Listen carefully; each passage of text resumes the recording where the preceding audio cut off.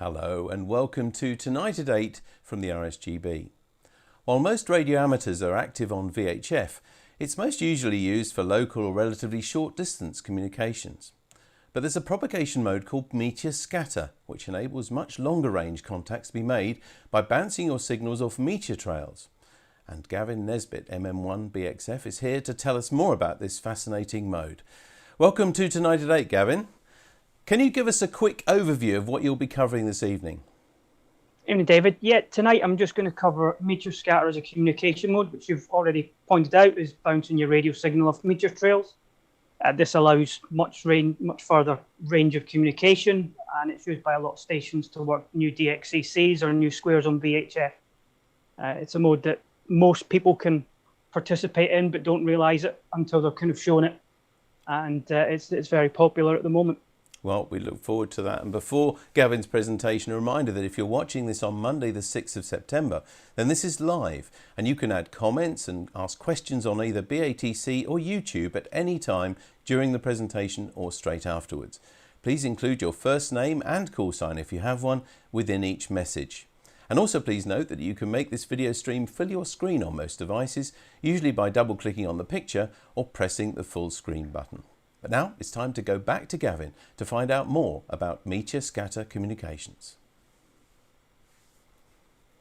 And good evening again all. I'm just covering an introduction to Meteor Scatter, so I won't go into the full details or all the geometry around how the meteor bounces work.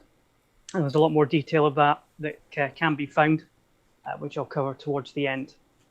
So if we get into the basics of it, so as already pointed out, it's a propagation mode that exploits the ionized trails of meteors, and these are the trails that vaporize in the upper atmosphere. Good old height, so about 70 odd miles in the atmosphere, and these allow the reflection of radio waves in the HF and the VHF range. And because of their height, they allow communications of paths around about just over 2,000 kilometers. On average 1,500 kilometers, which in a way is similar to the sporadic e-propagation that we sometimes experience on VHF as well. However, unlike sporadic e, it can be hours of listening for that single ping when a random meteor enters the atmosphere. And there's a long history of meteor scatter. It goes all the way back to 1929 when it was originally noticed on broadcast FM broadcast stations, etc. And at that point, people started to investigate what was going on. And in 1954, there was a paper published about using it actually as a propagation method of communication. So we're going back sort of 50, 60, 70 years of history onto this propagation mode, which I suppose until recently hasn't been used all that much by radio hams, or at least not continuously. It's always been used by a fringe number, but certainly nowadays it's a lot more popular. So what makes up a meteor?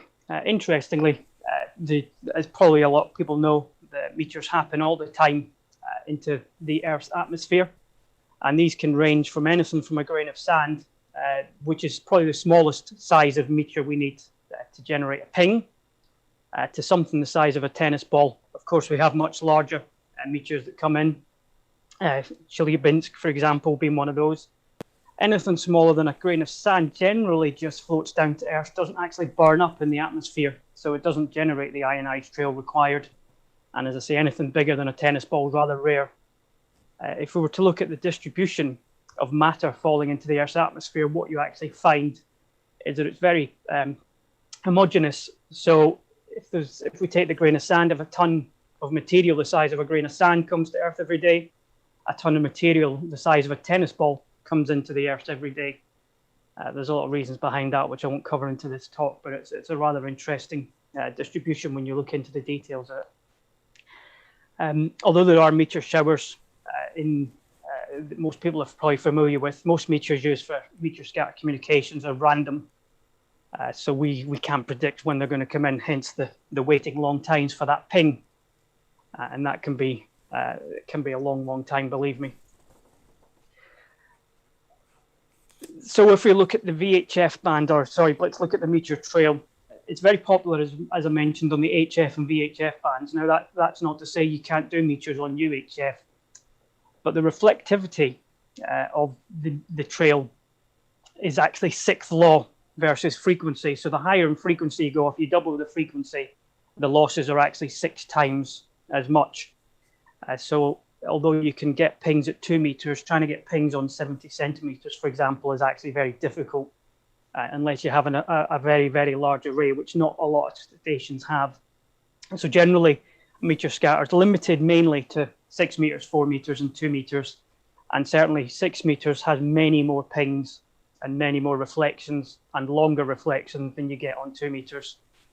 And that's, to say, it's down to the 6th law. You also have path loss, which is inverse square law, where the loss of your signal is 4 times the distance, and with diminishing gains on frequency and reflectivity. When you combine these, it actually becomes much harder to get any sort of reflections higher than 2 meters on VHF and UHF. So that's generally why you don't see much of this above VHF on the amateur bands, at least.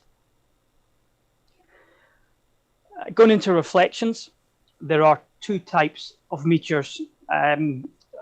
Although you can get it from the same type, there are 2 types of bursts. Sorry, that's probably more accurate to say. And these are known as underdense and overdense, and these are images of the 2. And generally, what you get with an underdense burst is a very quick reflection, and these are generally the very small meteors. And actually, on this top diagram, you can actually see 2 underdense bursts. You can see one just below the 10-second mark, which is very small, and that would probably produce some form of decode.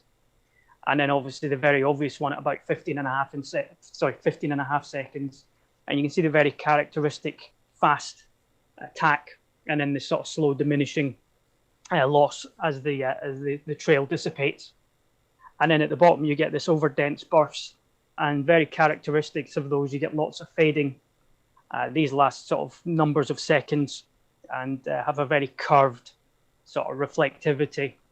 And the diagram on the right shows why you get these this fading, and it's generally because of the signal goes in phase and out of phase. And this is very characteristic of 6 meter propagation, where a meteor that might be an underdense or cause an underdense burst on VHF for 2 meters could cause an overdense burst down on 6 meters. So 6 meters is a far easier band to make meteor scatter communications on than it is on VHF, but VHF is always very popular as well. A real example of these sort of bursts are this, which we captured on one of the GS3 PYE D expeditions to Mull in 2013. The top waterfall, these run horizontally, sort of characterized by underdense bursts. And there's a few of them there. There's one about 13 seconds, and again one about 15 seconds, and you can see a few of them across the whole waterfall. And then in the bottom you can see a number of overdense bursts where the ping lasts a number of seconds with a bit of fading. So these are sort of characteristic of what you would see during decoding of meteor bursts. As I mentioned before, although random meteors are the most likely form of meteors you're going to use for QSOs, there are times of the year which are far better to have the probability of a ping, and these are during the meteor showers, which are known.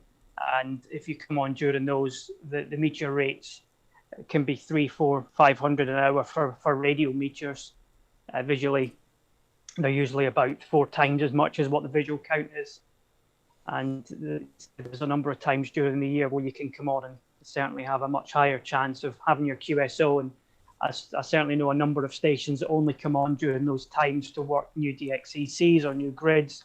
And these are the times of the year when you generally find people traveling to new or rare squares to activate the squares to allow others to take them off their lists. And during the day, for the distribution on the left diagram, you can see during the day the rate of meteors even changes. So early in the morning to late in the evening, there's a different distribution of meteors.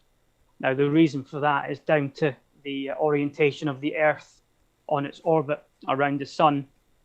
If you take 6 o'clock Zulu in the morning, if you're on that part of the Earth at 6 o'clock in Zulu, you're generally at the part of the Earth which is traveling forward in the orbit, in which case you're traveling into more debris which is in that orbit. And conversely, at 6 o'clock Zulu in the evening, you're generally on the lee side of that orbit, and meteors have to be traveling a little bit faster to catch up with the Earth on that orbit, and therefore there's generally fewer of them. And so if you were to be on at 6 o'clock in the morning during a meteor peak of the meteors, etc., or during the showers, the rates can be significantly higher. And certainly we find it on the DA expeditions for the stations that really want to work the square. They're very much asking us to be up early in the morning, which is a bit of a conflict when you're on holiday and having a little bit of a relaxing bit of radio. But generally we try and do 1 or 2 days where we get up early to satisfy those sort of stations. If we go into the geometry of these pings, because there's a little bit more to it than that. Although a meteor comes into the atmosphere, it has to generally be going in a particular direction for a ping to be heard in another particular location.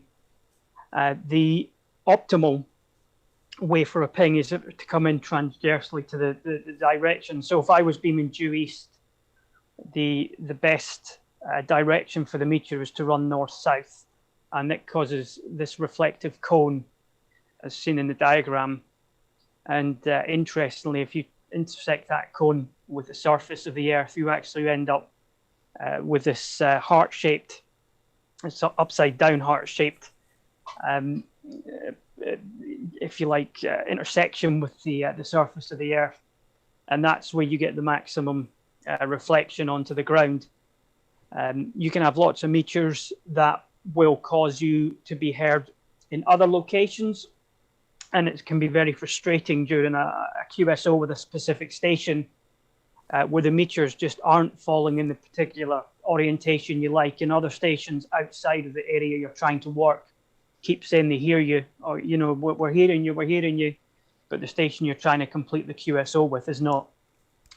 So that can be very frustrating. So you have to be very patient when it comes to meteor scatter. Certainly when making QSOs, if you're certainly after working DXECs or certain squares, it can be very frustrating, because normally you'll get halfway through the QSO or you'll get to the final transmission, and it's the final transmission that's just not being heard. And that can certainly be very frustrating indeed.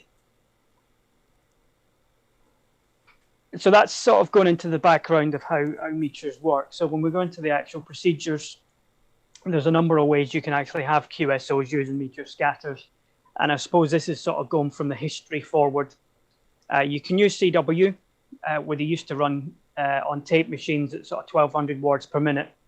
And the reason you have to resend so fast is because the pings are so short, and you're talking sort of 40 milliseconds up to numbers of seconds. But if we take an average of sort of 100 milliseconds, you have to ensure in that 100 milliseconds that all the data you want to send, or all the data that's valid for that QSO, for that part of the QSO, is sent during those 100 milliseconds. So when it comes to CW, you have to be sending the CW fast enough that your call sign or report or your Rogers get sent in that time.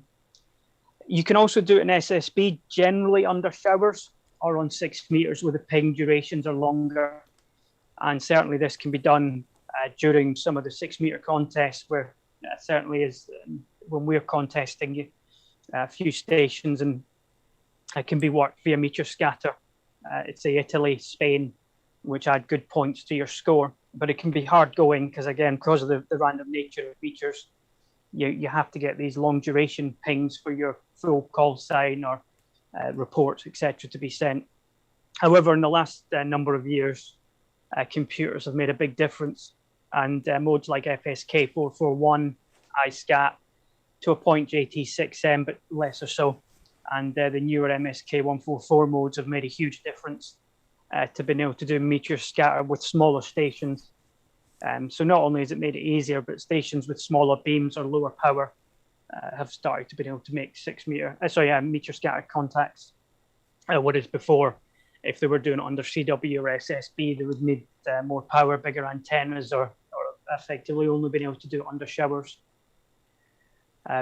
The QSO is split into two sort of time periods known as first and second periods.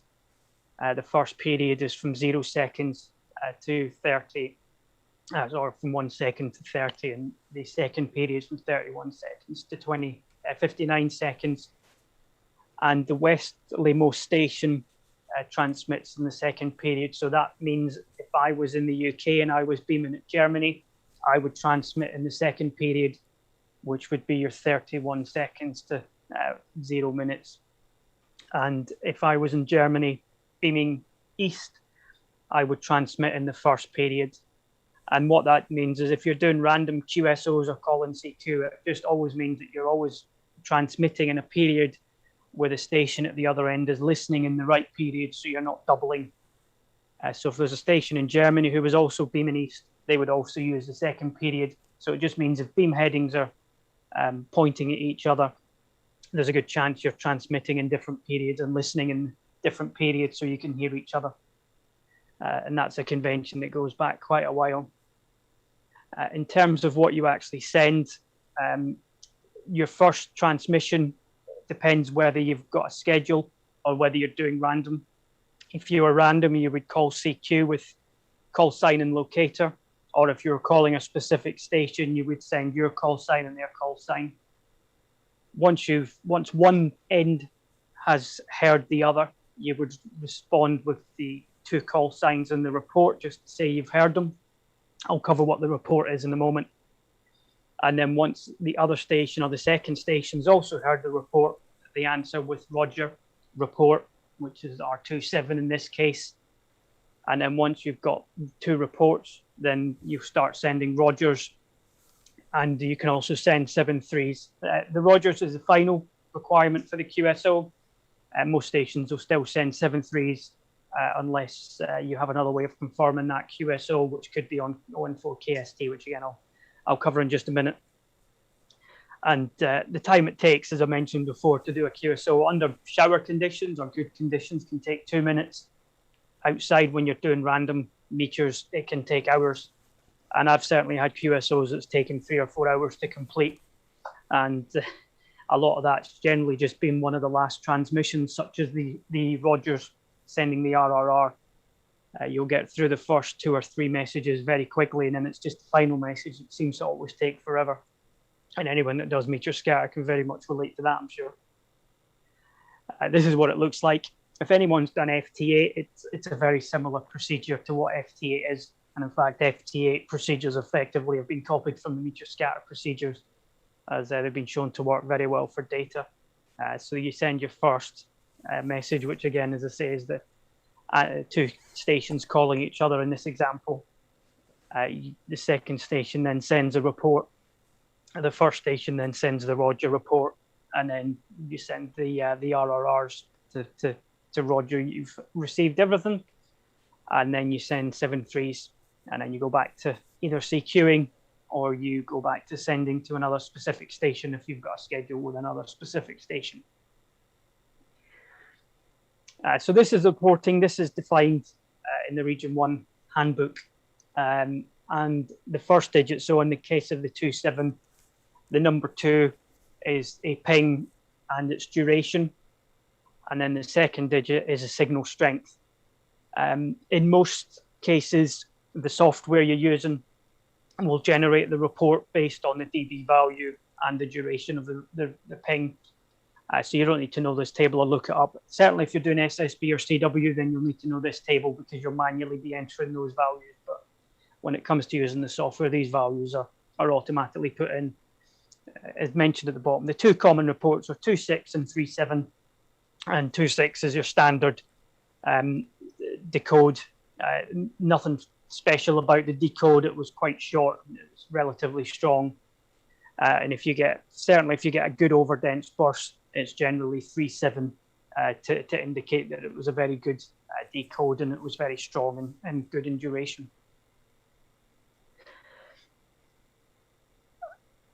When it comes sort of to the station side of things, the antenna can be slightly important because meteors, as I mentioned earlier, have to sort of be tangential to the two stations. Different antennas can produce different values. Of course, larger antennas have much more gain, and in theory, they would be a stronger signal at the far end. However, they've also got a much smaller beam width, so you illuminate a smaller section of the sky. So therefore, meteors have to be in that smaller area to be a good reflection. And of course, then smaller antennas are generally lower gain, but can light up a larger area of the sky. So there's two ways of thinking of this, whether you go for large arrays or whether you go for small arrays, and there's no real consensus on this. I've certainly heard arguments from both sides of the camps. There's some stations will argue and swear blindly that elevation helps, sort of at 10 degrees of elevation. And don't get me wrong, when you come to doing the geometry of paths, certainly elevation is part of that, or should in theory help. But I've seen stations who swear by it, and their QSO rate is nowhere near higher than what a station without elevation is. So it's a bit of a hit and a miss.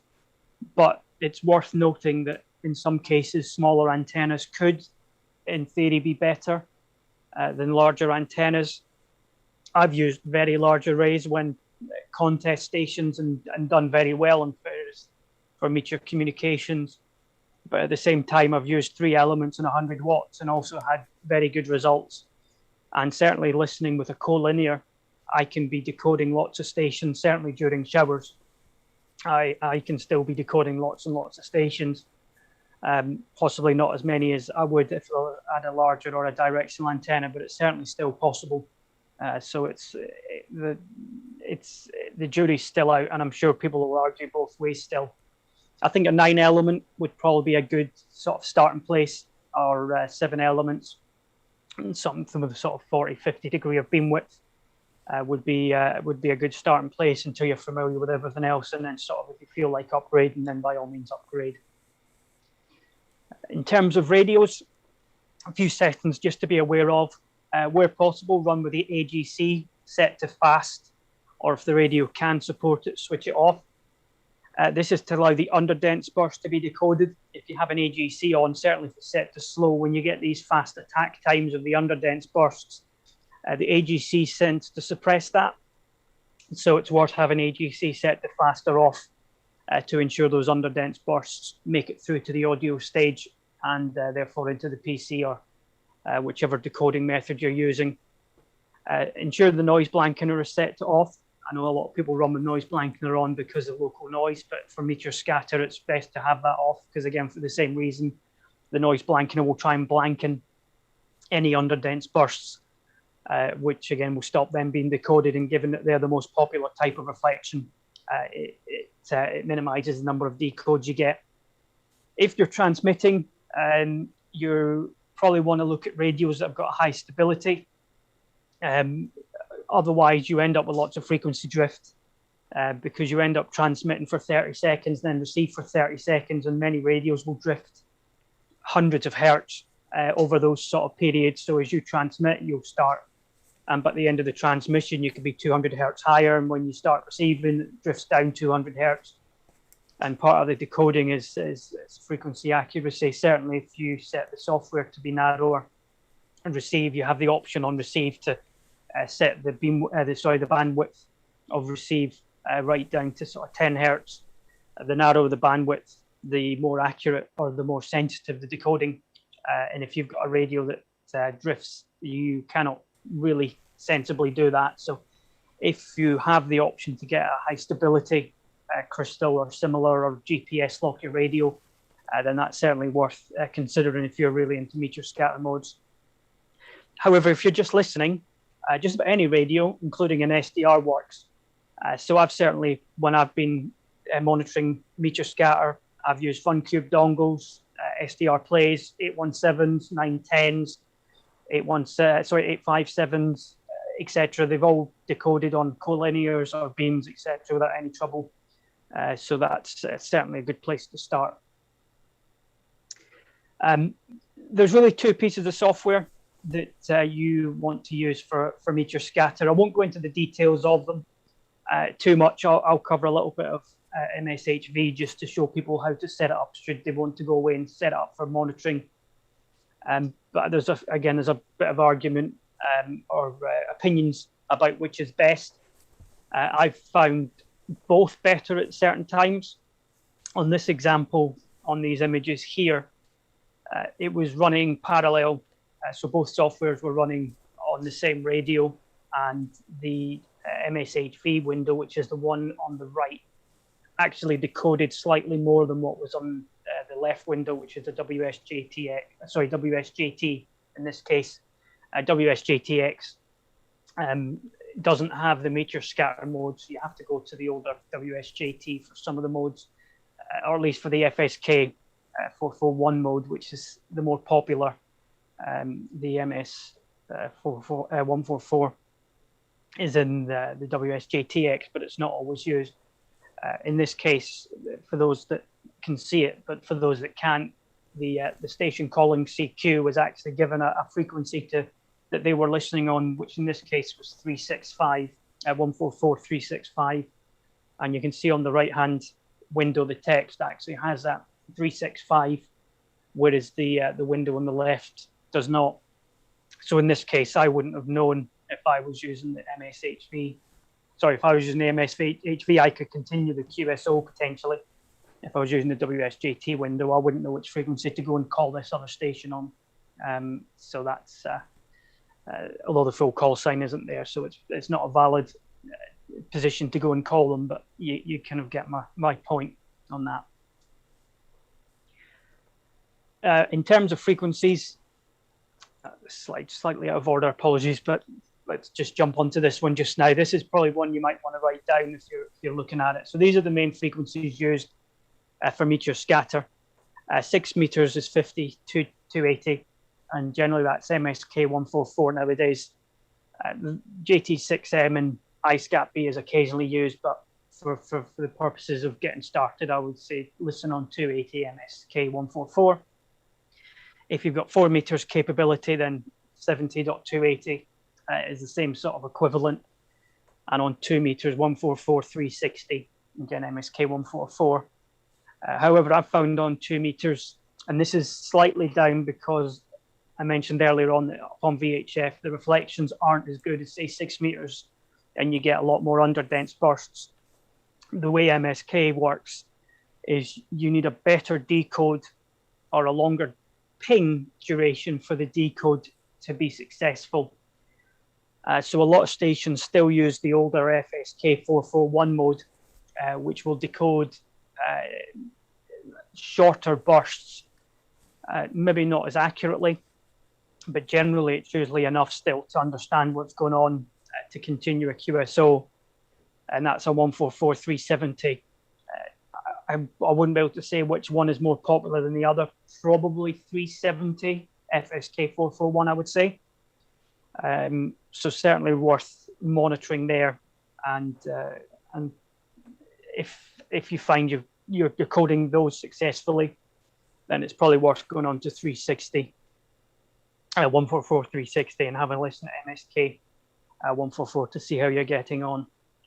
So they're the main frequencies used for meteor scatter. Sorry, I mentioned this slide was slightly out because I wanted to jump into the MSHV config for those that wanted to listen. So the only things you really want to configure for here just to get going is the sound interface. So under the options, the sound interface, which is the RX and TX. If you want to transmit, then the interface control, which is controlling your PTT and CAP or frequency control. The macros is where you enter your call sign, and then under the network setting, you enter your PSK reporter. In the middle of the slide, you can see that there's a vertical slider called RX. You want to adjust that level so that the bar graph of the received signal level, which is the bar graph, the horizontal one just at the bottom of the imagery, sort of hovers around 0. And that's the optimal level for receive or for the software to monitor for pings. So they're the main settings you want to change on MSHV. I'm using MSHV because it's as a newbie, if you're not familiar with Meteor Scatter before, I think MSHV is slightly easier to use and configure than the WSJT software. So I would suggest that's where people start and get going from. And these are the settings, the minimum settings you need to adjust to get yourself going on receive. Alongside that, the other piece of or the other tool that's certainly worth using is ON4KST or the KST2Me software. Anyone that's using VHF frequently will be familiar with this, and this is a tool that's used to make schedules and sort of do talkback in a way on VHF. So certainly outside of meteor showers and even during meteor showers, the ON4KST software is very useful for making up skeds. Or if you're not even active, then just monitoring it just to see who is active, to know where to listen. Because you'll see people on here saying, I'm listening on a certain frequency, or I'm calling another station on a certain frequency. So that allows you to sort of listen and sort of monitor on that frequency as well. So if you're not using ON4KST, then that's certainly a tool I would recommend, or you register with. And then if you're using Windows, then the KST2Me tool is certainly worth using. It's a much easier interface to use for ON4KST. Nearing the end of the slides, PSK reporter, which again, many that use VHF and probably HF are very familiar with. And this is a really useful tool just to see what the propagation is like. And if you're transmitting, it's also a good tool to see where you're being heard on a particular band or on a particular mode.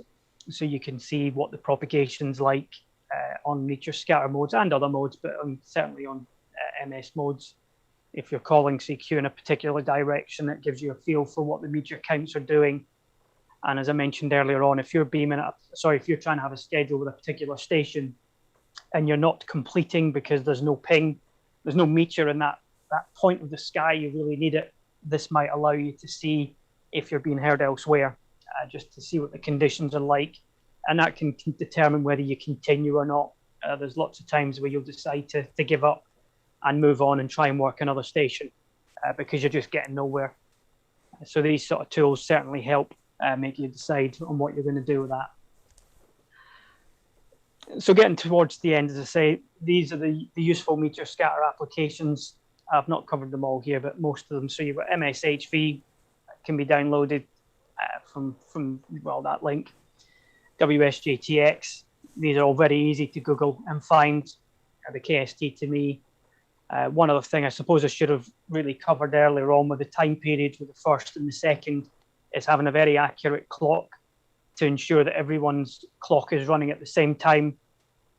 If your clock's running fast or slow, there's a chance that your first and second period don't align with the other stations. And if that's the case, then there'll be a point where you'll be transmitting, or both of you could be transmitting at the same time or listening at the same time. So you're missing out on a few seconds or a number of seconds where you should be in a QSO, but you're actually doubling or no one's transmitting at all. And the SGO radar at the bottom is a real-time radar. The graph I showed earlier on about the time of day and when the meteor count was the most or the lowest, that comes from that SGO radar site. And that gives you an idea of how good the meteor count is. Again, if you're trying to have a QSO with someone and the meteor count's really low, you may give up because there's just not enough meteors. But if you're an hour or two into a QSO and the meter count's high, or it looks like it's getting higher, you may decide to continue. So that's worth taking a note of as well. So to sort of finish off, or to sum up what hopefully is an introduction to Meteor Scatter, for those that are new to it, as I mentioned, an SDR and a white stick is certainly good enough to hear and decode MS if you leave it running. If there's nothing to be heard on the ham bands, then Graves radar on 143.050 down in France is very audible via meters. That's a radar that's used to track space debris, so it scans sort of a good number of degrees horizontally and then to a good elevation. So meters at various heights and distances get illuminated by Graves radar. Obviously, if you're listening to that on, say, USB, you tune down at 1 kilohertz on 049 to get a 1 kilohertz tone. And as I mentioned, sign up to ON4 KST and use KST to me to see what the activity levels are and what other stations are up to, so you can listen to them. Sometimes there's more activity off the calling frequency than there is on the calling frequency, as stations make up skeds and they might call each other on a different frequency from the calling frequencies I listed earlier on. So it might be worth listening to them more than randomly listening on the call frequency. There's loads of material online about this, and I've got a little bit of detail that covers more of it on my website under the Geek Shed website. John G4BAO had done a great talk as well, one of the conventions, and there's a YouTube that was recorded and it's available on YouTube. And his talk, what makes pings go ping, goes into a lot more of the physics and the detail of how and where pings work. So if you're familiar with Meteor Scatter and you just want to know more, his talk is fantastic.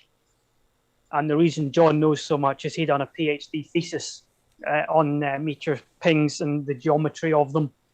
And his thesis is actually available to download. It's about 180 megs. So it takes a little while to download, but it goes into a lot more of the details of that, and it's certainly a good read. Certainly the appendix towards the end, which summarize a lot of these points, is worth reading if you want to know more. So that's pretty much the introduction as it stands. Say there's a lot more you could go into in detail, but hopefully this is just a flavour of what Meteor Scatter is as a mode, how you get started in it, and get you going from the beginning.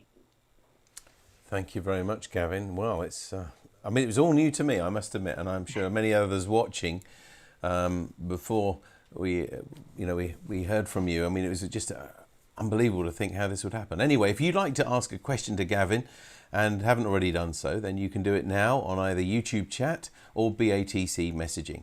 And please don't forget to include your first name and your call sign if you have one. So Gavin, we've got a few questions already, so if it's all right, we'll run them to you. Firstly, from Torin MM1BXF, how often are these QSOs pre-arranged and how often are they done to not previously contacted stations? I would probably reckon 50. Well, it depends on the station. I know lots of stations that like to run random, probably the same as SSB. I know lots of stations that would go on HF and call CQ, and lots of stations might have skeds. When it comes to Meteor Scatter, I guess if you're chasing squares or specific countries, then the majority of your QSOs might be scheduled. It could be 100%. No one would say that's a bad thing.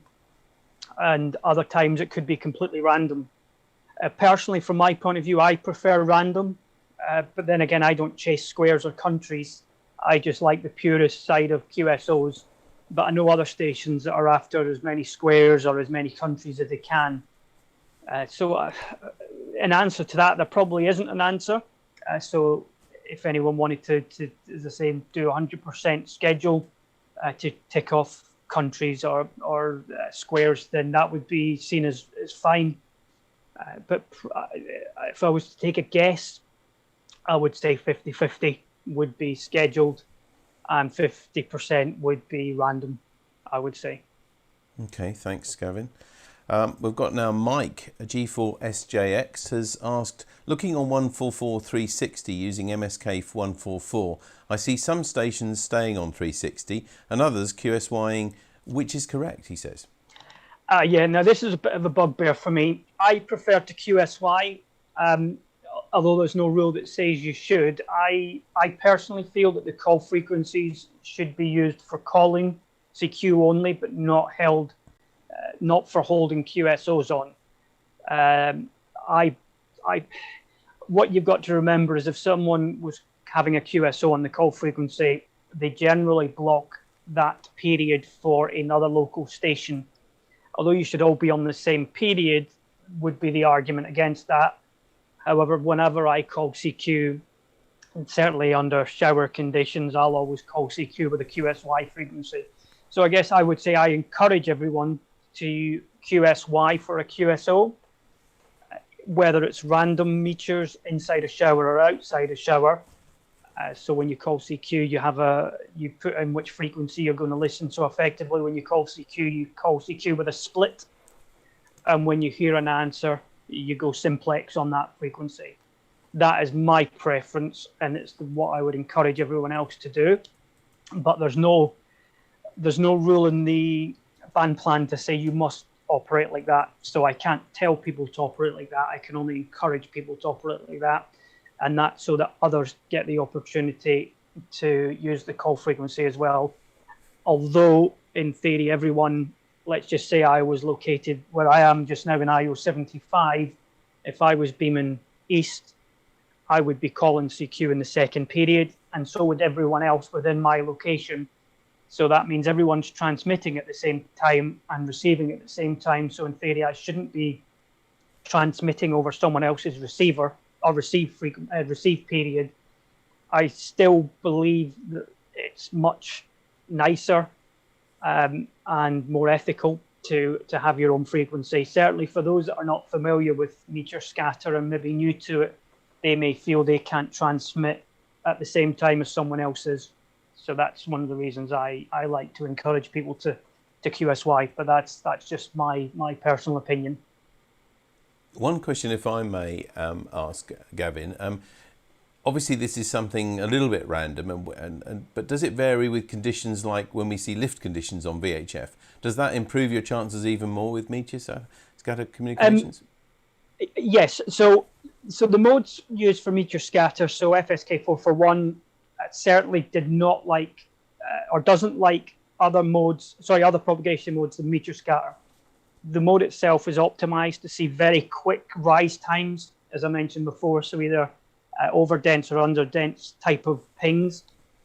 It might not be what you're talking about, but if it was, say, sporadic E or tropo, FSK 441 is not very good in those conditions because it doesn't see that very quick rise time from like that 0 dB value. MSK 441 sort of improved on that somewhat, so if there was a small amount of tropo during a Meteor Scatter QSO, then MSK 441 MSK 144 will decode, whereas FSK 441 didn't. I'll call it FSK and MSK without the numbers just to make it a little bit easier. So FSK is only really good during Meteor conditions. MSK is slightly okay under other propagation modes, but there are better modes for that. So I would encourage, if it's sporadic E, obviously FT8 or other JT6M are the two sort of modes which are slightly better for traditional propagation, and FSK and MSK are the two modes for Meteor Scatter. Lovely, okay. Thank you very much, Gavin. Jeremy M0RVB asks, how do you know a contact has been via MS and not some other method? Generally the shape of the ping. If it was another method, you would see quite a long duration reflection without much fading generally. If it was aircraft, you would get the reflection. So if we go back to the underdense and the overdense example, the underdense burst, which goes really quickly up and down, that's very characteristic of a meteor. The overdense burst is normally a few seconds long. It can be tens of seconds long, but you generally get a lot of this fast fading as well. You do see that with aircraft reflection, but not, the fading isn't always as fast. So generally you would know it's meteor because there's no other propagation mode around.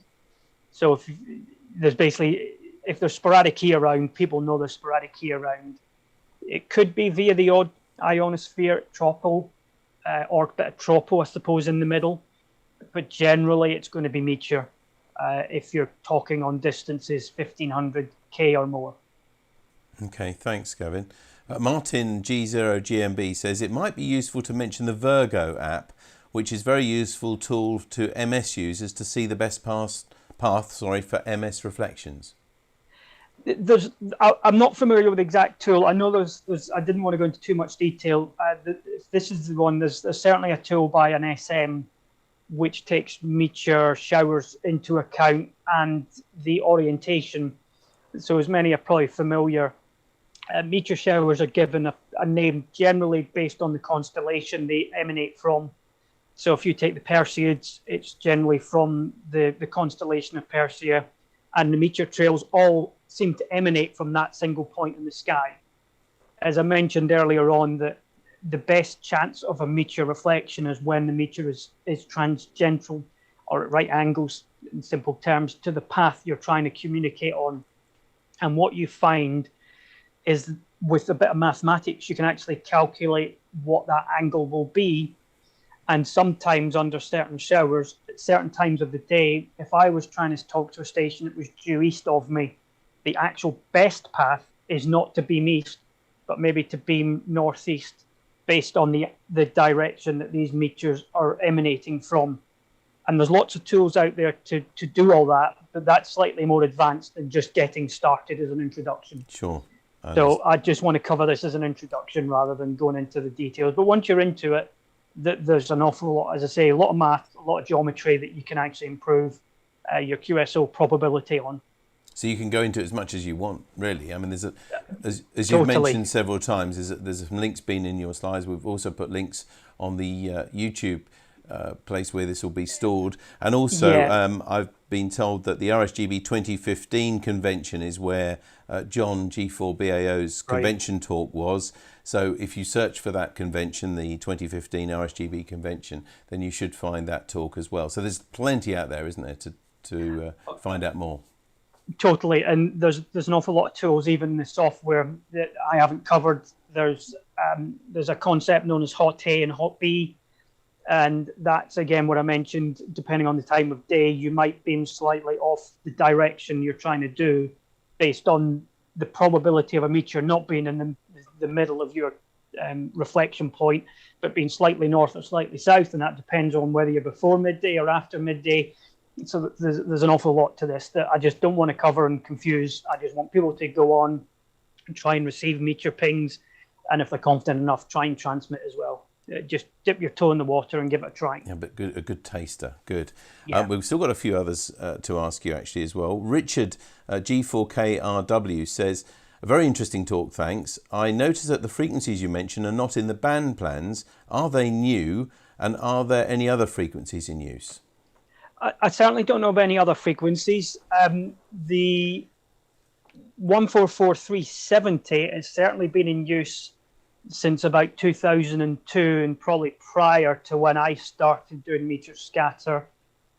6 meters changed when the 6 meter band plan changed. Well, I'd like to say it was a few years ago, but it was probably 10 years ago when they replanned it.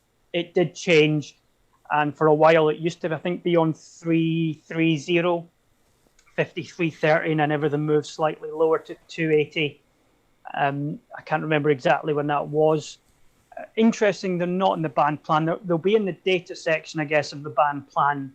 And the 144-360 is slightly new. That's only been used since the MSK mode came out. Again, I'd like to say it's a couple of years back, but it's probably more near 4 years ago now. So it might be something worth that I'll raise with the RSGB to maybe see why they're not in there specifically. even as a footnote, whether I don't think it'd be put in specifically as a spot frequency, if you like, in the list of frequencies. But certainly as a footnote, as a centre of activity, should probably be mentioned. Sure. Actually, Martin G0GMB comes back and says the norm is certainly not to use the spot frequency for pre-arranged QSO skeds. Yeah, I agree. For pre-arranged, most people will pick a QSY, but I certainly know lots of the big stations, well, any of the stations, but certainly the big stations and the experienced stations, who I believe should know better, certainly just run on a single frequency, which is the spot frequencies I mentioned. When, as I say, my preference and advice would be to QSY, to let others feel as if they can call CQ as well. Sure. Okay. Thank you. Colin Smithers says, please explain again slowly the benefits to a newbie of MSHV versus WSJT. So I found that MSHV is MSHV is a single window. So the single window includes the decode waterfall and also the decode text at the bottom. So it's a single window, very easy to configure, very easy to set up the receive level. The WSJT, not the X version, comes in two windows. I've just found that certainly on smaller monitors, you don't always fit them on the same screen, and it's a little bit, although it works, it's a little bit more development feeling. So if you're a developer, it almost feels that's what WSJT feels like. So when I've run the two of them in parallel as well, as mentioned in the example on the presentation, I actually found the MSHV generally decodes slightly better than the WSJT. I'm sure others might say differently, but certainly from my experience, I found the WSJT is easier to configure and decodes slightly better.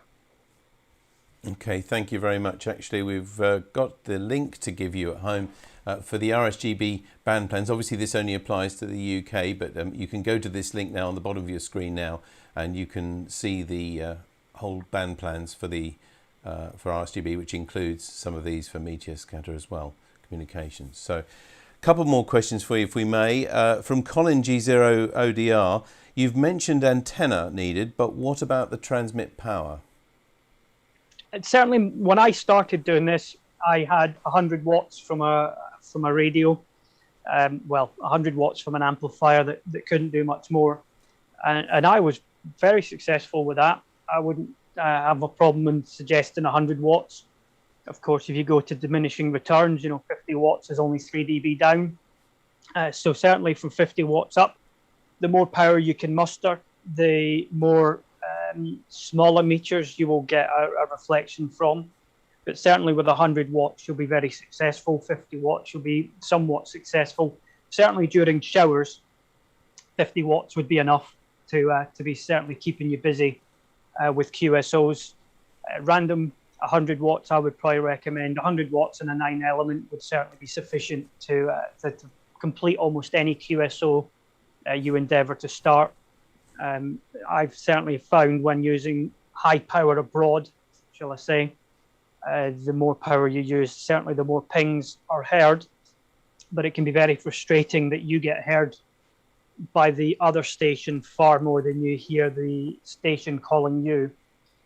But certainly 100 watts and a 9 element equivalent sort of power gain would be sufficient to mean that whichever QSO you start, you should be able to complete. And 50 watts, certainly during reasonable conditions, shouldn't be any trouble. Lovely. Okay. Gavin, thank you very much. It has been a really good introduction to what is obviously a subject that can be as complex and as challenging as you want to make it, really. But you've given us a great idea of how to get started, how to start listening, I guess, would be probably the best way. And I'll summarise with one of our comments here. Jeff G4FKA says, I've made 50 meg MS QSOs using MSK144 into a fixed wire dipole at just 5 metres. So it is possible. Certainly is. And as I mentioned, certainly a collinear with any radio should be enough to receive pings And if you've got the capability to transmit, then certainly it's worth trying, because it's far easier than a lot of people say that it should be. I've never tried it with a wired dipole myself, but certainly with a V2000 vertical, I've made QSOs on 2 meters with 50 watts and a radio with that. So it's certainly worth dipping your toe in, as I mentioned. Absolutely. Well, your talk's been very inspirational to many. Got lots of great comments on there. And don't forget as well, those of you at home now, you can do lots of more research online, looking at some of the links that Gavin gave you and other ones as well. But once again, thank you very much to Gavin, MM1BXF. Thank you. Thanks. We hope you've enjoyed this Tonight to Date, and that you'll join us again next time, when we'll be finding out all about how repeaters are planned, built and commissioned. And if you'd like to see details of that and other webinars, or to send any comments or feedback, please visit rsgb.org/webinars. And remember, if you subscribe to the RSGB's YouTube channel, you'll be notified of all upcoming Tonight to Date webinars, as well as other new videos and presentations from the Society on a wide range of amateur radio topics. But until next time, this is David G7ERP signing off and clear. Bye-bye.